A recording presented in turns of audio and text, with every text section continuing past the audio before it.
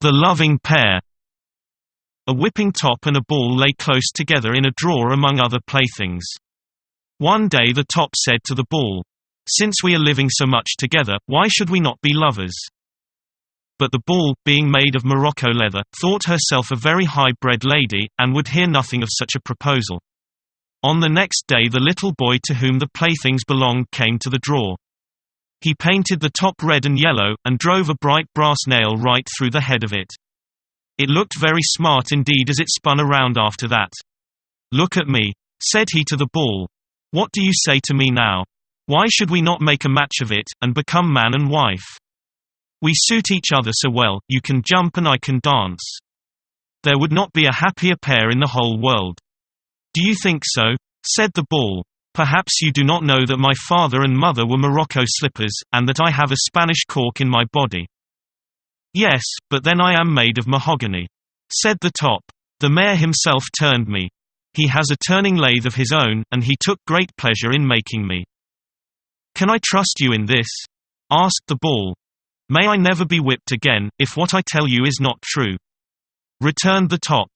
"You plead your cause well," said the ball. "But I am not free to listen to your proposal. I am as good as engaged to a swallow. As often as I fly up into the air, he puts his head out of his nest, and says, 'Will you?' In my heart I have said yes to him, and that is almost the same as an engagement. But I'll promise never to forget you. A deal of good that will do me," said the top, and they left off speaking to each other. Next day the ball was taken out. The top saw it fly like a bird into the air, so high that it passed quite out of sight. It came back again. But each time that it touched the earth, it sprang higher than before. This must have been either from its longing to mount higher, like the swallow, or because it had the Spanish cork in its body. On the 9th time the little ball did not return. The boy sought and sought, but all in vain, for it was gone. "I know very well where she is," sighed the top. "She is in the swallow's nest, celebrating her wedding." The more the top thought of this, the more lovely the ball became to him. That she could not be his bride seemed to make his love for her the greater. She had preferred another rather than himself, but he could not forget her.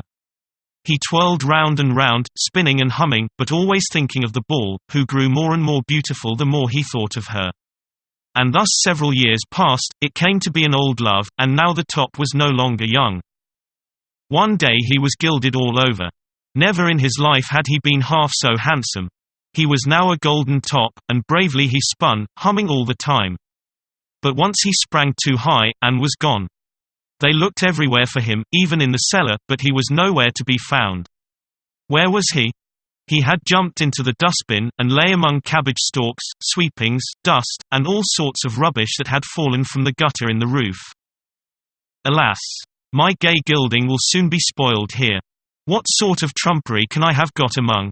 And then he peeped at a long cabbage stalk which lay much too near him, and at something strange and round, which appeared like an apple, but was not.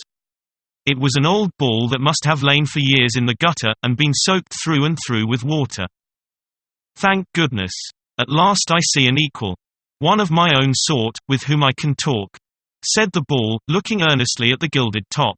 "I am myself made of real Morocco, sewed together by a young lady's hands, and within my body is a Spanish cork. Though no one would think it now. I was very near marrying the swallow, when by a sad chance I fell into the gutter on the roof. I have lain there 5 years, and I am now wet through and through. You may think what a wearisome situation it has been for a young lady like me." The top made no reply. The more he thought of his old love, and the more he heard, the more sure he became that this was indeed she. Then came the housemaid to empty the dustbin. "Hello!" she cried. "Why, here's the gilt top." And so the top was brought again to the playroom, to be used and honored as before, while nothing was again heard of the ball. And the top never spoke again of his old love, the feeling must have passed away. And it is not strange, when the object of it has lain 5 years in a gutter, and been drenched through and through, and when one meets her again in a dustbin.